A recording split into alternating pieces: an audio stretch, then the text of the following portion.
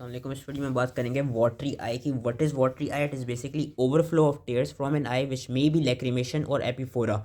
Watery आई को basically दो में डिवाइड किया गया है, लैक्रीमेशन और एपीफोरा। सबसे पहले हम लैक्रीमेशन की बात करते हैं क्योंकि lacrimation is relatively very easy. Lacrimation क्या होती है कि it is watering of an eye due to increased tear production which is caused by reflex tearing in response to acute or chronic anterior segment ocular irritation or any disease। Lacrimation क्या होती है कि watering होती है आई की, और ये क्यों रही होती है? क्योंकि इसमें टेयर की प्रोडक्शन इंक्रीज हो चुकी होती है। अब that could be either due to any disease या that could be due to any reflex response due to any acute या क्रॉनिक एंटीरियर सेगमेंट की इरिटेशन, ऑकुलर इरिटेशन हो गई। डिफरेंट कॉजेज बताए हुए लैक्रीमेशन के। लेट सपोज कोई foreign body चली गई हो हमारी कंजंक्टिवा में या कॉर्निया के लेवल पे, इन्फ्लेमेशन हो गई हो, लेट सपोज कंजंक्टिवाइटिस, केराटाइटिस या एक्यूट इरिडोसाइक्लाइटिस, एक्यूट राइज हो गया और इंट्राओकुलर प्रेशर का, जो कि एक्यूट कंजेस्टिव ग्लोकोमा के केस में देखा जाता है।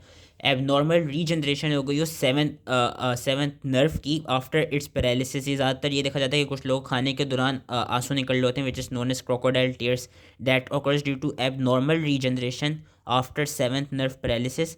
सूडोवल्बार पैल्सी हो गई हो, हाइपरथायरॉइडिज्म का कोई केस हो, या कोलिनर्जिक स्टिमुलेशन ज़्यादा हुई हो, या साइकिक स्टिमुलेशन के। लेट सपोज कि बंदा जो भी इंडिविजुअल है ही इज़ फीलिंग हैप्पी या आइदर ही और शी इज़ फीलिंग सैड, तो उस केस में भी इमोशनल रिस्पॉन्स में हमारे टेयर्स निकल जाते हैं। So that is called lacrimation. के डायग्नोसिस किस तरह होती है? It is made from anterior segment examination of the eye, और इसकी ट्रीटमेंट डिपेंडिंग अपॉन जो भी कॉज हुआ है उस हिसाब से उसकी ट्रीटमेंट की जाती है। So that was lacrimation. अब हम आते हैं एपीफोरा पे। Epiphora is important. It is watering from eye due to decrease drainage of tears. Lacrimation क्यों हो रही थी? टेयर प्रोडक्शन इंक्रीज थी। एपीफोरा में टेयर की प्रोडक्शन नॉर्मल, लेकिन उनकी ड्रेनेज प्रॉपर्ली नहीं हो पा रही। There is decrease drainage of the tears. अब that could be due to obstructive epiphora, कि कोई मैकेनिकल ऑब्स्ट्रक्शन हुई हो at the level of punctum या at the level of canalicula या at the level of lacrimal sac और at the level of नेजो lacrimal duct. Different causes बताए हुए इन्होंने, punctal stenosis, canalicular atresia, involutional stenosis of the naso lacrimal duct, जो कि ज़्यादातर older people में देखी जाती है। कोई इन्फेक्शन हो गया लाइक डेक्रोसिस्टाइटिस, क्रॉनिक साइनस डिजीज, कोई ग्रोथ हो गई हो लैक्रिमल सैक के लेवल पे या नोज के लेवल पे। फॉर एग्जांपल ये देखा जाता है कि नेजल पॉलिप बन गया which might be causing obstruction at the lower end of नेजो lacrimal duct, या ट्रॉमा हुआ directly to the lacrimal drainage system. ये कॉज हो सकती है एपीफोरा की, ऑब्स्ट्रक्टिव एपीफोरा की। या लैक्रिमल पंप फेलियर हो गया कि there is inability of the pumping mechanism to drain tears which is caused by lower lid laxity, facial palsy and lower lid ectropion. Mainly obstructive epiphora ही ज़्यादातर देखा जाता है। एग्जामिन हम डायग्नोसिस किस तरह करते हैं? क्लिनिकल एग्जामिनेशन से आईलेट की पोजीशन देखते हैं, ऑर्बिकुलरिस ओकुलर मसल का फंक्शन देखते हैं, रिगर्गेटेशन टेस्ट कराते हैं, और नेजल एग्जामिनेशन भी इंपॉर्टेंट है, वो करते हैं to exclude deviation of septum या एक्सक्लूड नेजल पॉलिप्स। फिर हम लैक्रिमल सिस्टम के पेटेंसी टेस्ट्स करते हैं। ज़्यादा ऑब्स्ट्रक्टिव जब केस आते हैं तो लैक्रिमल सिस्टम पेटेंसी टेस्ट्स करते हैं। वो जो टेस्ट हैं वो इंपॉर्टेंट है, इनके नाम याद रखने होंगे। One is your dye disappearance test. Dye disappearance test is use to confirm the diagnosis के a drop of fluorescent dye it is instilled into the eye and the disappearance of dye from the tear film is observed after 5 minutes. If let suppose हमने dye को install कर दिया आई में और after 5 minutes वो die अभी भी वैसे कहते हैं टीयर फिल्म के लेवल पे प्रेजेंट हो, तो हम यही डायग्नोसिस करेंगे कोई ऑब्स्ट्रक्शन प्रेजेंट है एट दीज लेवल्स, जिसकी वजह से ऑब्स्ट्रक्टिव एपीफोरा हो रहा है। कि retention of dye in the marginal tear strip is diagnosis of obstruction which is known as dye disappearance test. फिर अब हम डायग्नोस्टिक सिरिंजिंग करते हैं। डायग्नोस्टिक सिरिंजिंग क्यों करते हैं? To confirm the level of obstruction के। डाई डिसअपियरेंस टेस्ट से क्या किया कि ऑब्स्ट्रक्शन प्रेजेंट है या नहीं वो डायग्नोस कर ली। अब डायग्नोस्टिक सिरिंजिंग से, सिरिंजिंग के थ्रू हमने ये उसका जिधर भी ऑब्स्ट्रक्शन प्रेजेंट है उसका लेवल फाइंड किया कि whether it's at the level of puncti और कैनालिकुलाई और द लैक्रिमल सैक। ये याद रखना है कि diagnostic syringing it is not useful in adult naso lacrimal duct obstruction. Then हमारे पास आता है Jones dye test. Jones dye test काफ़ी इंपॉर्टेंट है। जोन्स टाई टेस्ट तब करना है, याद रखना है, जब हम सस्पेक्ट करें कि पार्शल ऑब्स्ट्रक्शन है, इसकी टोटल ऑब्स्ट्रक्शन के लेवल पे कोई वैल्यू नहीं होती है। ये याद रखना है। जोन्स टाई टेस्ट दो तरह का होता है, primary and secondary Jones dye test, and ये हम तभी करते हैं जब हम सस्पेक्ट कर रहे हो कि कोई पार्शल ऑब्स्ट्रक्शन प्रेजेंट है। कंप्लीट ऑब्स्ट्रक्शन के केस में हम नहीं करते। आगे उन्होंने इसकी फिगर्स भी बताई हैं, फिगर से भी समझाए हुए। प्राइमरी जोन्स टाई टेस्ट में क्या करते हैं कि to differentiate the partial obstruction from hypersecretion of tears, primary Jones dye test में हम फ्लोरेसेंट 2% ड्रॉप्स इंस्टॉल करेंगे कंजंक्टिवा में। फिर after about 5 minutes cotton tipped applicator will be inserted under the inferior turbinate positive किस case में होगा, अगर detection हो जाए फ्लोरेसेंस की from the nose indicates patency of the drain system. Negative के केस में होगा कि अगर तो फ्लोरेसेंट डाई डिटेक्ट नहीं हुआ तो इसका मतलब पार्शल या एब्सोल्यूट ऑब्स्ट्रक्शन है या कोई फेलियर है लैक्रिमल पंप की। ये अब मैं फिगर से समझाता हूँ। ये इन्होंने दिखाया हुआ है primary zone status, this is positive, this is negative.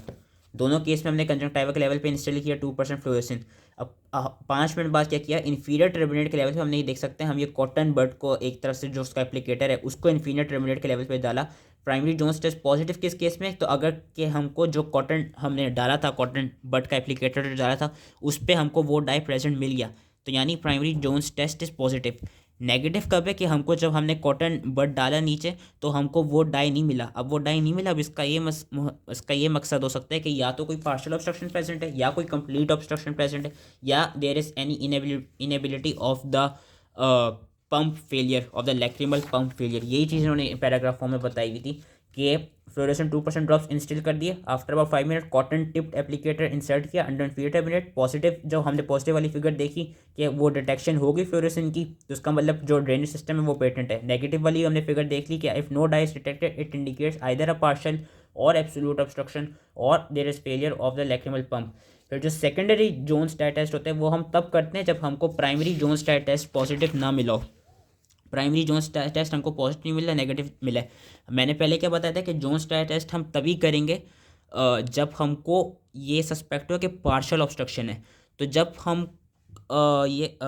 Primary Jones test किया नेगेटिव मिला, अब हम क्या करेंगे, अब हम सेकेंडरी जोन्स टेस्ट करेंगे। सेकेंडरी जोन्स डाई टेस्ट में क्या होगा कि जो कि there would be irrigation done with saline. ये उन्होंने दिखाया है कि नॉर्मल सेलाइन से इस तरह हम इरिगेट करेंगे। जब नॉर्मल सेलाइन से इरिगेट करेंगे तो उससे क्या होगा कि fluorescent stained saline it should be recovered and it will indicate कि पार्शियल ऑब्स्ट्रक्शन प्रेजेंट है। पहले हमने फ्लोरेसेंट डाई इंस्टॉल किया था कंजंक्टिवा पे तो उससे वो नहीं आया। अब हमने क्या किया, to confirm there is partial obstruction, हमने इरिगेशन कर दी नॉर्मल सेलाइन से। और जब हमने इरिगेशन की तो हमको वो जो फ्लोरेसेंट डाई हमने पहले डाला हुआ था इधर प्राइमरी टेस्ट में, वो फिर हमको नॉर्मल सेलाइन के साथ इधर कॉटन टिप्ड एप्लीकेटर में मिल गया। सो इस तरह हमारा सेकेंडरी जोन्स टेस्ट पॉजिटिव हो गया और हमको ये भी समझ आ गई कि हाँ यहाँ पे कोई पार्शियल ऑब्स्ट्रक्शन प्रेजेंट है।